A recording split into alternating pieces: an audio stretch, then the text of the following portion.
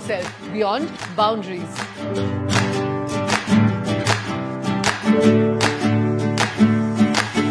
Countless aspirations, but one destination.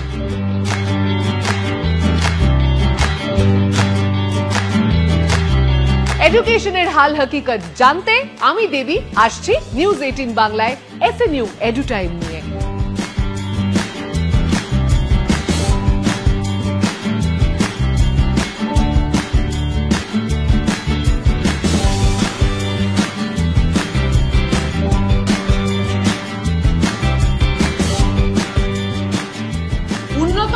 Laboratory থেকে শুরু করে গবেষণার সুযোগ, শিল্প প্রযুক্তি, এমনকি ব্যবসায়িক দিক থেকে অভিজ্ঞদের পরামর্শ, এই সবটাই সিস্টার নিবেদিতা ইউনিভার্সিটিতে রয়েছে এক ছাদের তলায়। নমস্কার, আমি দেবী, চলে এসেছি আজ সিস্টার নিবেদিতা ইউনিভার্সিটির কেমিস্ট্রি ডিপার্টমেন্ট এক্সপ্লোর করতে। আমার সঙ্গে এইচওডি। নমস্কার Debi, welcome to the sister Nivedita university as well as department of chemistry. কিন্তু তুমি যেটা বলছো যে এক্সপ্লোর করতে হবে, এক্সপ্লোর তো এই করিডোরে বসে করা যায় না। আমার সাম্রাজ্য দেখতে গেলে তো তোমাকে ল্যাবের মধ্যে ঢুকতে হবে। চলো, ল্যাবের সামনে দাঁড়িয়েছি, আমরা ল্যাবে যেতে পারি। চলো।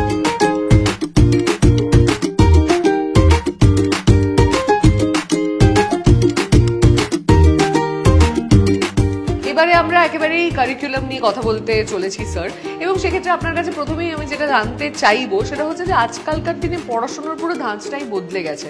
আমরা ইন্টারডিসিপ্লিনারি পড়াশোনার কথা শুনছি, সেক্ষেত্রে সায়েন্স, কেমিস্ট্রির মতন সাবজেক্ট সিস্টার নিবেদিতা ইউনিভার্সিটিতে কিভাবে এটাকে as a subject, as a department evolve করানো হচ্ছে? হ্যাঁ, এটা একেবারেই সত্যি কথা। তার কারণ হচ্ছে আমরা যখন পড়াশুনো করেছি বা আমাদের আগের জেনারেশন যখন পড়াশুনো করেছে, তখন আমরা মানে ভাবতেই পারতাম না যে কেমিস্ট্রি নিয়ে তার সঙ্গে অন্য কোনো সাবজেক্ট পড়া যায়। ফিজিক্স এবং ম্যাথস তখন ম্যান্ডেটরি ছিল। এখনকার দিনে যেটা করা যায় সেটা হচ্ছে আপনি যে কোনো কিছু জিনিস চয়েস করতে পারেন, যে কোনো কিছু সাবজেক্ট চয়েস করা যায়, এবং সেটা সায়েন্স হতে পারে, সেটা আর্টস হতে পারে। যেমন আমার এখানে সিস্টার নিবেদিতা ইউনিভার্সিটিতে মাস কম থেকে শুরু করে সোশিওলজি, আর্কিটেকচার সমস্ত যেহেতু সাবজেক্ট রয়েছে, কোনো স্টুডেন্ট যদি চায় যে কেমিস্ট্রির সাথে সাথে তার হয়তো কোনো গান বাজনা ভালো লাগে বা সে হয়তো মিউজিক পছন্দ করে, তাহলে সে কিন্তু সেইটা নিয়েও পড়াশুনো করতে পারে। তাকে এরকম কোনো ব্যাপার নেই যে তাকে ফিজিক্স নিয়েই পড়াশোনা করতে হবে, তাকে ম্যাথমেটিক্স হয়তো লাগে কেমিস্ট্রিতেও, সেটা না। কিন্তু আমরা যেটাকে বলতাম পিওর সায়েন্স, একদম এখন আর পিওর সায়েন্স বলে সেরকম কোনো ব্যাপার নেই। এবং এটাতে দুরকমের ব্যাপার আছে, একটা সুবিধাও আছে, কিছু অসুবিধা আছে। সুবিধাটা কি আগে বলি, সেটা হচ্ছে যে সে তার ইচ্ছে মতো, পছন্দ মতো সে তার ক্রেডিট অনুযায়ী কাজ করতে পারলো। এখন সমস্ত কিছু ক্রেডিটে ঠিক হয় নিউ এডুকেশন পলিসি অনুযায়ী, যে সে ধরো কেমিস্ট্রি নিয়ে পড়াশোনা করলো, করতে করতে সে সাইড বাই সাইড যদি ওই ক্রেডিটটা, মানে একটা সার্টেন ক্রেডিট বলে দেওয়া আছে, সেই ক্রেডিটটা যদি সে অপ্ট করতে পারে, তাহলে কিন্তু সে প্ল্যান বি হিসেবে মিউজিকটাকেও চয়েস করতে পারে। পরবর্তীকালে সে কিন্তু প্ল্যান বি হিসেবে আর্কিটেকচার বা কোনো একটা সাবজেক্টকে সে কিন্তু চয়েস করতে পারে। প্রত্যেক স্টুডেন্টের পেছনে একটি করে, একজন করে প্রফেসরকে আমরা মেন্টরিং করার ব্যবস্থা করি।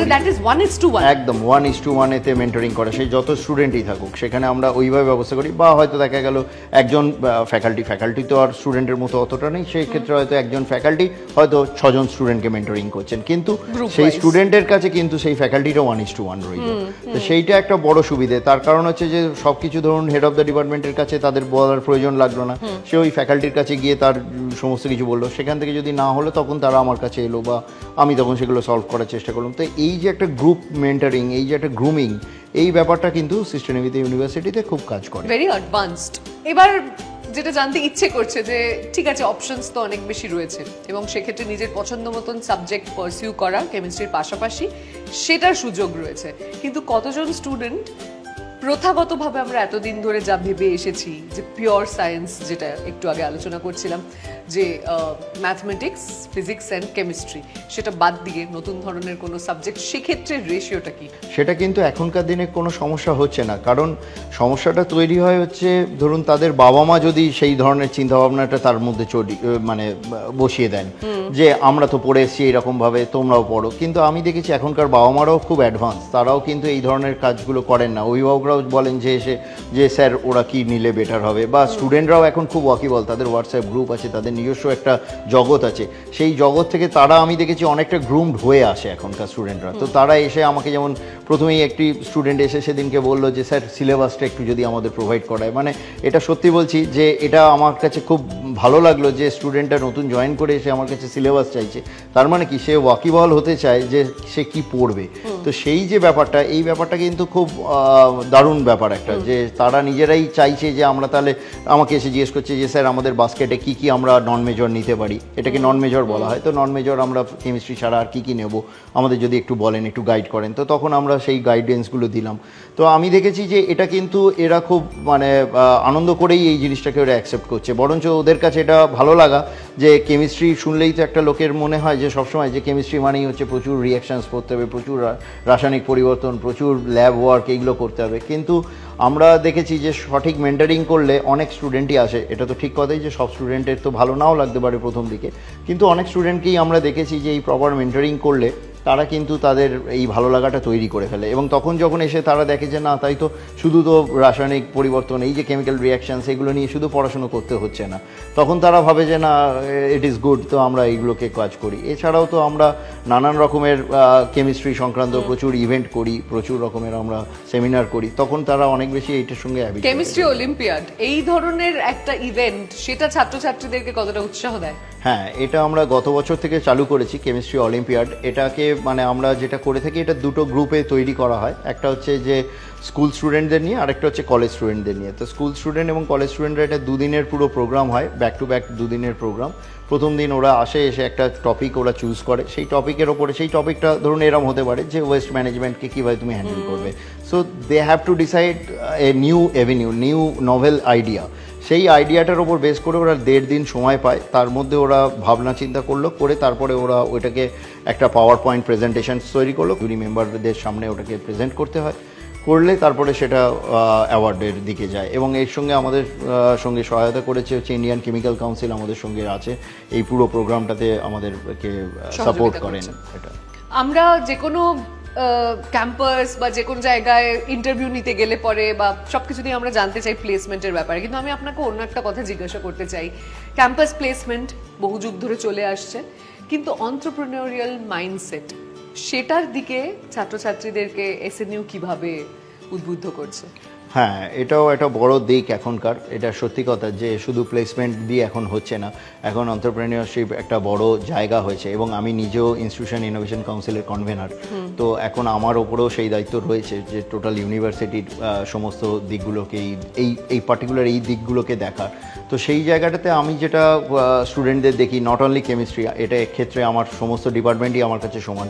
তো কম্পিউটার সায়েন্স বলুন বা অন্যান্য আর্কিটেকচার বলুন, যদি এগ্রিকালচার ধরুন, কেমিস্ট্রি ধরুন, তারা কি করে, আমরা স্টুডেন্টদের মেম্বার তৈরি করি। সেই স্টুডেন্ট মেম্বাররা তখন তাদের নতুন নতুন আইডিয়াগুলোকে নিয়ে আসে এবং তারা সেটাকে প্রোটোটাইপ তৈরি করে সেটা আমাদের সামনে এনে সেটাকে প্রেজেন্ট করে। এবার আমরা কি করি যে বিভিন্ন রকম ফাউন্ডেশনের যখন প্রোগ্রামগুলো হয়, ধরুন যুক্তির প্রোগ্রাম বা অন্যান্য রাইস ফাউন্ডেশনের কোনো প্রোগ্রাম হলো, তো স্টুডেন্টরা সেখানে গিয়ে যায় হচ্ছে পিচ করতে। তো পিচ করলে সেটাতে সুবিধা হয় কি, যে সেখান থেকে তারা অনেক স্টুডেন্ট আমাদের প্রাইজ নিয়েও এসছে। তো এই এন্টারপ্রেনারশিপের ওপরে আমাদের একটা জোর দেওয়া হয় যে যাতে কিনা স্টুডেন্টরা নিজের পায়ে নিজে দাঁড়াতে পারে, এবং ওরাও খুব আনন্দ করে যেহেতু ওদের নিজেদের আইডিয়া, সেটা যখন ওরা দেখছে যে এটা প্রোটোটাইপ হচ্ছে বা এটা যখন ওদের চোখের সামনে ভাসছে, ওরা পিচ করছে। হ্যাঁ, এবং সেটার জন্য পুরো আমাদের আইআইসি টিম বা সিস্টেমেটিক ইউনিভার্সিটি পুরোটাই এদেরকে সাপোর্ট করে। এবং এটা স্কুল লেভেল থেকে আমরা স্টুডেন্ট নিয়ে আসি, যাতে কিনা স্কুলের স্টুডেন্টরা তারা কি ভাবছে, কারণ এখন এনভায়রনমেন্টাল সায়েন্স বা এই ধরুন রিনিউয়েবল এনার্জি, ক্লাইমেট চেঞ্জ, সেই কাজগুলো এখন স্কুলেতেও কিন্তু অনেক দেখানো হয় যে এনভায়রনমেন্টকে তুমি কিভাবে সেফ রাখবে। এই যে গ্রিন কেমিস্ট্রির কথা শোনা যায়, সেটা কি এটাই? হ্যাঁ, গ্রিন কেমিস্ট্রি বলতে এটাই। আমি আপনাকে দেখাবো একটু পরেই যে আমাদের ইন্ডাস্ট্রি একাডেমিক কোলাবোরেশন করা হয়েছে নর্ডিশ এনার্জির সঙ্গে, তাদের সঙ্গে আমাদের একটা কোলাবোরেশন রয়েছে। তো তাদের দেখবেন যে আমার নিজের স্টুডেন্টরাই, তারা হচ্ছে PG3 স্টুডেন্ট, কেউ হচ্ছে সবে পাস করেছে হচ্ছে MSc। তারা আপনাকে দেখাবে যে কীভাবে সি ওয়াটার থেকে ওরা হাইড্রোজেন কালেক্ট করছে, বা দেখাবে যে কার্বন ন্যানোটিউব কীভাবে তৈরি করছে ওয়েস্ট প্লাস্টিক থেকে, যেটা এখন প্রচুর পরিমাণে পাওয়া যায় ওয়েস্ট প্লাস্টিক। সেই ওয়েস্ট প্লাস্টিক থেকে তারা কীভাবে জিও মানে হচ্ছে গ্রাফিন অক্সাইড তৈরি করছে। তো এই ধরনের কাজগুলো কিন্তু এখানে একটা ইনোভেটিভ আইডিয়া দিয়েই ওরা করে, এবং with the help of this Nordic energy system এবং অন্যান্য সমস্ত আইডিয়া থেকে, এবং এসএনইউ এটাকে সাপোর্ট করে। তো আমরা সেই জায়গাগুলোকে অনেক সময় আমরা ইনফ্রাস্ট্রাকচারটা এখানে রয়েছে। আচ্ছা, coming to infrastructure, how is SNU different from other universities? হ্যাঁ, আমার এখানে যেমন আমি প্রথমেই আপনাকে বলা উচিত যে আমার এখানে ইউজি, পিজি এবং পিএইচডি তিনটেই এখানে আছে, বিএসসি, এমএসসি এবং হচ্ছে পিএইচডি। তো ন্যাচারালি আমার ল্যাবটাকে সেইভাবেই সেট আপ করা আছে। যে বিএসসির জন্য কীরমভাবে হবে, এমএসসির জন্য বা হচ্ছে এই ধরনের ইন্ডাস্ট্রি একাডেমিক কোলাবোরেশনের জন্য কীভাবে করে। তো আমার এখানে দেখা গেছে যে আমার ইনফ্রাস্ট্রাকচার বলতে আমার ল্যাবেতে যা যা ইনস্ট্রুমেন্ট দরকার সব কিছুই আমার এখানে আছে, ইনক্লুডিং হচ্ছে ফিউম হুডস, ইনক্লুডিং হচ্ছে রোটা ভেপার, যে সমস্ত কাজগুলো রিসার্চের কাজেও লাগে, এখনকার কিছু কিছু ক্ষেত্রে মাস্টার ডিগ্রির কিছু প্রজেক্ট করতেও কাজে লাগে। তারা যখন আসে অন্যান্য ইউনিভার্সিটি থেকে, যেমন ধরুন কলকাতা বিশ্ববিদ্যালয় বা যাদবপুর বিশ্ববিদ্যালয় থেকে কিছু স্টুডেন্ট আমার এসছে এবছর, যে তারা এখানে ইন্টার্নশিপ করছে। তো সেই ইন্টার্নশিপ তারা হয়তো 2 মাস 3 মাসের জন্য ইন্টার্নশিপ করতে আসছে, এবং তারা এসে কিন্তু ইনফ্রাস্ট্রাকচারটাই দেখে। এবং আমার ফ্যাকাল্টি মেম্বার্সরা তারাও যথেষ্ট স্কিলফুল, তারা যথেষ্ট দক্ষ, এবং তারাও তাদেরকে মেন্টরিং করে, তাদেরকে ধরুন এইগুলোকে দেখিয়ে দেয়। সুতরাং ইনফ্রাস্ট্রাকচার নিয়ে আমার মনে হয় না যে আমরা কোনো একটা বড় বিশ্ববিদ্যালয় থেকে আমরা কোনো অংশে পিছিয়ে আছি। স্কুলের থেকে যখন বাচ্চারা আসছে এখানে, আমার ভাবতেই অবাক লাগছে যে এত বড় একটা ল্যাবে স্কুলের বাচ্চারা এসে ঢুকছে, না তো খুব অবাক হয়ে যাচ্ছে নিশ্চয়ই দেখে। এবং যাদের কিউরিয়াসিটি গ্রো করবার তাদের করছে, আবার অনেকের তো অ্যাজ সেই অর্থে ইন্টিমিডেটিংও লাগতে পারে। তো কখনো কোনো সিলি কোয়েশ্চেন কেউ এরকম কোনো কিছু করেছে বা? হ্যাঁ হ্যাঁ, এইগুলো তো আমাদের মানে সঙ্গী, নিত্য সঙ্গী। আমরা মানে অনেক সময় আমরা এগুলো পেয়ে থাকি। যেমন প্রথমে একটি স্কুলের স্টুডেন্ট এসে প্রথমেই ওদের কিউরিয়াসিটি হয় যে কি ধরনের রিয়েজেন্ট আছে, কি আছে, এবং প্রত্যেকেরই সবসময় ধারণা হচ্ছে বোধহয় এটার সঙ্গে ওটা দিলে বোধহয় একটা দুম পড়াশ হয়ে যাবে, একটা বেশ আওয়াজ হবে, একটা এরকম কিছু ঘটবে। কিন্তু হ্যাঁ, কিন্তু মানে এটা সবারই একটা ধারণা। আমি একটা বড় ইউনিভার্সিটিতে এসেছি, এইটার সঙ্গে এটা মেশাবো, শুধু লাল জল নীল জল মেশাবে না, তারা জানে যে এটার সঙ্গে এটা মেশালেই একটা ব্লাস্ট হবে। এই যে একটা ভাবনা চিন্তা, এটা থেকে আমরা সবসময় বলি যে না, এই ধরনের ভাবার কোনো কারণ নেই, যে মানে কেমিস্ট্রি মানেই যে সবসময় ব্লাস্ট হবে, সবসময় যে ভাবনা চিন্তা, তো সেরকম নয়। তো তখন তারা আস্তে আস্তে বুঝতে শুরু করে, এবং ওরা যখন নিজেরা কাজ করে আমরা ডেফিনেটলি আমরা পেছনে দাঁড়িয়ে থাকি, এবং ওদেরকে যাবতীয় যে প্রিকশনসগুলো, যেমন ধরুন সোডিয়ামের যে প্রিকশনস বা অন্যান্য যা অ্যালকোহল বা এগুলো আছে, হ্যাঁ সেই প্রিকশনসগুলো। এবার অ্যালকোহল দেখলেই যেমন একটা স্বভাব সিদ্ধ একটা কোয়েশ্চেন চলে আসে, হ্যাঁ এটা খেলে কি নেশা হবে। তো মানে এই যে অদ্ভুত অদ্ভুত একটা প্রশ্ন আমাদের সম্মুখীন হতে হয়, তখন আমরা তাদের বোঝাই যে না, এই অ্যালকোহলটা সেই জিনিস নয়, বা এটাকে যেন কোনোভাবে, কেননা আমাদেরও সবসময় এটাতে সবসময় তৎপর থাকতে হয় যে স্টুডেন্টদের হাত তো কখন সে কি করে রাখছে, সেফটির ব্যাপার থাকে। তো তাদের সঙ্গে আমরা সবসময় যখন আস্তে আস্তে বুঝতে থাকে, এবং এটা প্রথম কয়েক মাসের মধ্যে আমি দেখেছি যে এটা চলে যায়, তখন আর কমন কোয়েশ্চেনস তারা একটা বিস্ফোরণ এক্সপেক্ট করে আসছে, এবং তারপরে নিরাশ হচ্ছে যে আচ্ছা কেমিস্ট্রি ল্যাবে লাল নীল সবুজের মেলা বসেনি। আর দ্বিতীয়ত এই অ্যালকোহলটা সেই অ্যালকোহল কি? একদম। মেধাবী ছাত্রছাত্রীদের জন্য স্কলারশিপের কোনো ব্যবস্থা? হ্যাঁ নিশ্চয়ই, মেধাবী ছাত্রছাত্রীদের জন্য তো যেমন গভর্নমেন্টের স্কলারশিপগুলো রয়েছে সেগুলো তো আছেই, তারা তো সেগুলো অ্যাপ্লাই করতেই পারে। এছাড়াও এখানে চ্যান্সেলার্স মেরিট স্কলারশিপ বা নিজস্ব এসএনইউর বেশ কিছু স্কলারশিপ আছে। যারা স্টুডেন্টরা ভালো মার্কস পেয়ে আসে তারা প্রথমেই ওটাকে অ্যাপ্লাই করে, এবং তাতে তাদের প্রচুর টাকা সেভও হয় আমি দেখেছি যে, এবং তারা স্কলারশিপ হোল্ডার হয়ে থাকে। তো তারা এটা তাদের কাছে খুব একটা লাভজনক, এবং তাদের কাছে খুব প্রাইড ফিলও করে আমি দেখেছি। আচ্ছা, অনেকক্ষণ ধরে আমরা এখানে বসে রয়েছি কেমিস্ট্রি ল্যাবের ভেতরে, এই দিকটা ফাঁকা রয়েছে কেননা শুটিং চলছে, বাট ওদিকে কিন্তু অনেকে অলরেডি কাজ করছে। আমি কি একটু ঘুরে দেখতে পারি? একদম একদম, নিশ্চয়ই, তুমি দেখো, আমি একটু তাহলে কাজটা সেরে আসি। একদম।